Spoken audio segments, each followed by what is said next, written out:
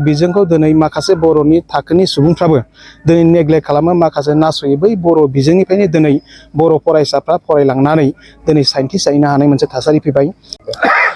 दुलाराय बर' फरायसा आफादनि मोनसे गेदेरथार मावबिथांखि, बेनो जाहैबाय गुन गोनां सोलोंथाइनि जांख्रिखांनाय आरो आदब आरो गुन गोनां सोलोंथाइखौ बिथा खालामनानै दुलाराय बर' फरायसाफोरा थांनाय 20 बोसोरनिफ्रायनो खामानि मावबाय थानाय जादों। आरो बे गुन गोनां सोलोंथाइनि मिशनखौ गोख्रोंसिन खालामनांगौनि थाखायनो दुलाराय बर' फरायसाफ्रा थांनाय 10 बोसोरनि सिगांनिफ्रायनो मिरु रोंगौथि सायख' आनजाद खुंबाय थानाय जादों। आरो बे मिरु रोंगौथि सायख' आनजादखौनो आरोबाव गोख्रोंसिन खालामनांगौनि थाखाय दिनै जिल्ला लेभेलाव बेखौ खुंबाय थानाय जादों। आरो बेबायदिनो क'क्राझार जिल्ला दुलाराय बर' फरायसा आफादाबो दिनै 8 डिसेम्बर 2024 खालाराव गावसिनि थामथि जिल्ला रोंगौथि सायख' आनजादखौ खुंदों।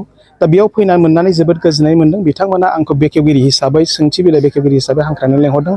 आरो बे समाव बाहागो लाफैनानै जोबोद गोजोननाय मोनदों। जाहोना जाबाय, थांनाय 10 बोसोरनि सिगांनिफ्राय जि मोनसे थासारिया फैयाखैमोन, नाथाय बे 10 बोसोरनि उनाव दिनै ओरैबायदि थासारि फैबाय, बर' बिजोंनि फरायसालिफ्राव गावनि गथ'फोरखौ थिनहरनायजों लोगोसे बिथांमोना दिनै मिरु आरो जिल्ला थाखोआव जि मोनसे सायख'थि आनजाद खुंबाय, मिरु रोंगौथि सायख' आनजाद आरो जिल्ला रोंगौथि सायख' आनजाद खुंबाय।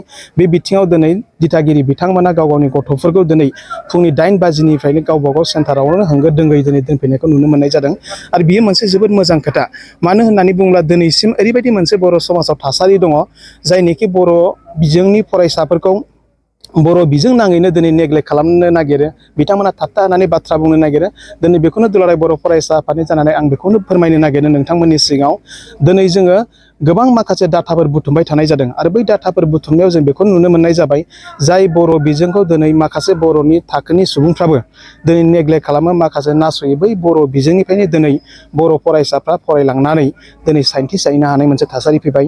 आरो दिनै जोङो एसामिस आरो गुबुन बिजोङाव फरायनाय फरायसाफोरखौ जेसेबांखिनि साइन्टिस्ट जानो हानाय नुदों, नाथाय बर' बिजोङाव फरायनाय बर' फरायसाफ्रासो दिनै साइन्टिस्ट जानो हादों।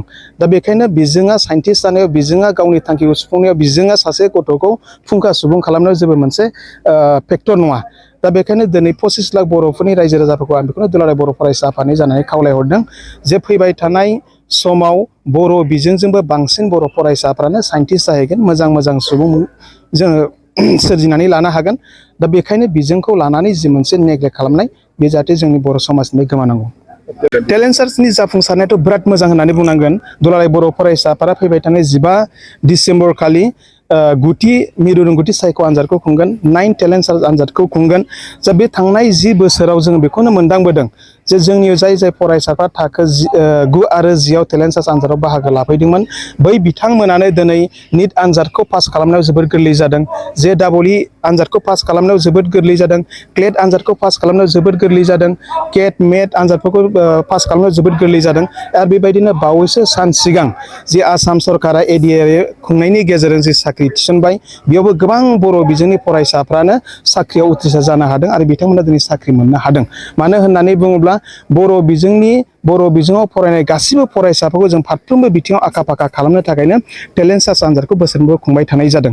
दा बेखायनो मिरु रोंगौथि सायख' आनजादनिफ्राय जि मोनसे फिथाइ मोनबाय, बे फिथाइखौ जोङो बुंनानै फोजोबनो हानाय नङा। आरो बे फैबाय थानाय समाव बांसिननिफ्राय बांसिन बिनिफ्राय मोजां फिथाइ मोनगोन, बेखौ जों दुलाराय बर' फरायसा आफादा अराय फोथायो।